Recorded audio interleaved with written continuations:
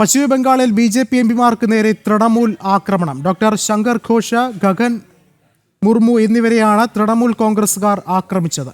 പശ്ചിമബംഗാളിലെ നഗ്രാഘാട്ടയിൽ സാമഗ്രികൾ വിതരണം ചെയ്യുന്നതിനിടയിലാണ് ആക്രമണം ഉണ്ടാകുന്നത്. കൂടുതൽ വിവരങ്ങളുമായി നന്ദഗോപൻ ചേർന്നുണ്ട്. നന്ദൻ, എന്താണ് നിലവിലെ സാഹചര്യം? BJPയുടെ രണ്ട് ഒരു MLAയ്ക്കും ഒരു MP-ക്കുമാണ് നിലവിൽ ഈ ആക്രമണത്തിൽ പരിക്കേറ്റിട്ടുള്ളത്. ഡോക്ടർ ശങ്കർ ഘോഷ്, അദ്ദേഹം MLA ആണ് BJPയുടെ. അതേപോലെ തന്നെ മാൾഡ നോർത്ത് MP-യായ ഗഗൻ മുർമു എന്നിവർക്കാണ് ഈ ആക്രമണത്തിൽ പരിക്കേറ്റത്. ഈ ഉത്തര ബംഗാളിലെ നഗരകോട്ടയിൽ അവിടെ ചില ദുരന്തങ്ങൾ ഉണ്ടായിരുന്നു. അവിടെ ചില സാധന സാമഗ്രികൾ വിതരണം ചെയ്യാൻ വേണ്ടി അവിടെ ഈ BJPയുടെ നേതൃത്വത്തിൽ അവിടെ പോയായിരുന്നു.